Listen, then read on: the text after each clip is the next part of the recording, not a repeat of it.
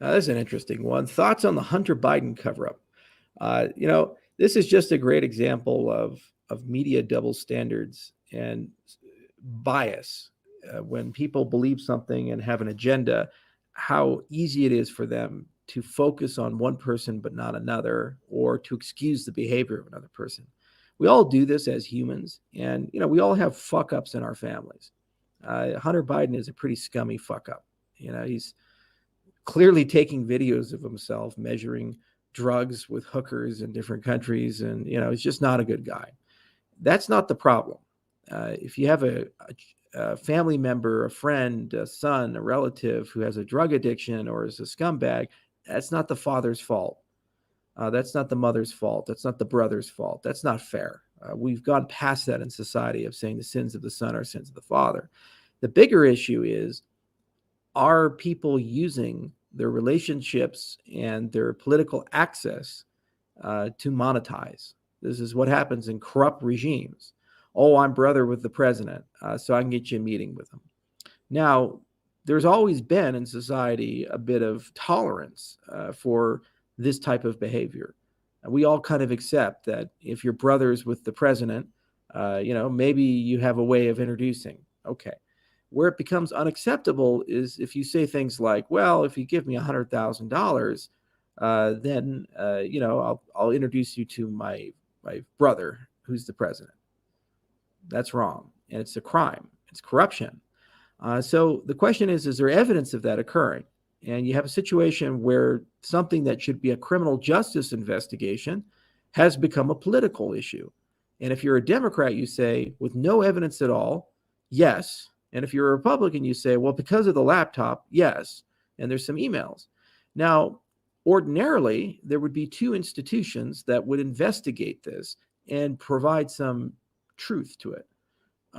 One institution would be the Department of Justice. The other institution would be the media. And both of them have the capacity and ability to expose corruption and have done so many times.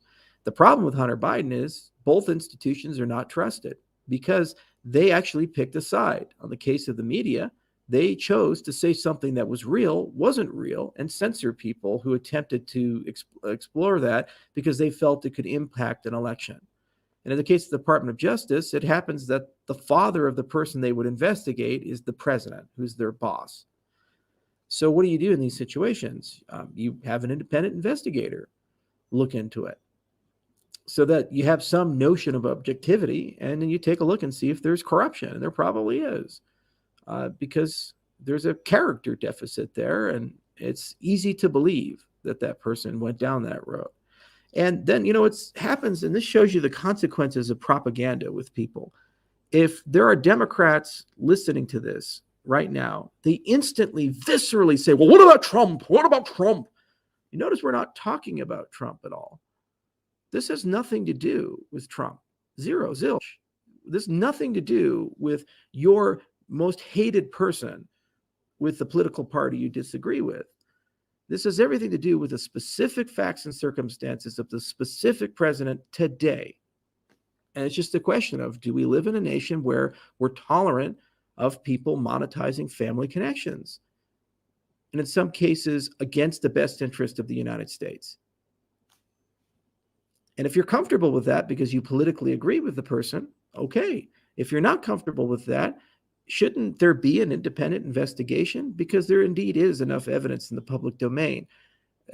There people who aren't qualified being put on boards and making millions of dollars. It doesn't sit right. It doesn't taste right. And you know what? An IG can look into many things, an independent investigator. They could look into other White House administrations, and perhaps that should be the standard.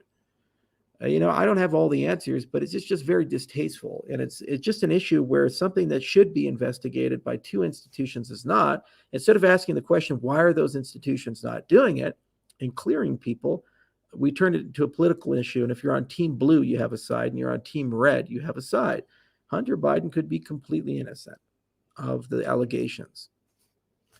Maybe, maybe not. I don't know. I don't have all the evidence. The point is there's enough there and there's enough suspicion there that a reasonable person would conduct an investigation. if anything, just to ensure that the president is cleared. You have to hold the presidency to a very high standard because they're endowed with so much power and information. And if there's compromising factors, that's an issue. Everybody seemed to be completely okay with that assertion when Trump was under investigation for nearly 2 years about Russia collusion. That was a good thing to do. I remember every week on Saturday Night Live, Alec Baldwin would be there, and they had Robert De Niro as Robert Mueller, and they're talking about how he's going to go to jail and all these things. And that was just the thing and totally appropriate. And we were okay with that as a society. But apparently we're not when the other political side does something, because the people who decide norms happen to be in that camp. This is not how you run a society. It's not how you run an organization. You start with principles and values. You don't start with politics. And you apply them equally to everybody and fairly to everybody. And again, if you feel they were not fairly applied to Trump, well, then apply them. I will remind everybody listening that 1 million Americans have died from COVID. I'll remind everybody listening that our economy was badly damaged from the response to COVID. We now have 9% official inflation. I would argue it's 20 to 25%. The largest wealth transfer in American history has happened. For-profit companies were given billions of dollars to build products, told they have no risk in deploying those products, they cannot be sued, and given guaranteed marketplaces for those products. When we had the Defense Production Act and we didn't have to do that, no one in Washington wants to conduct an investigation into the origins of COVID and the response to it. No congressional hearings, none of this stuff.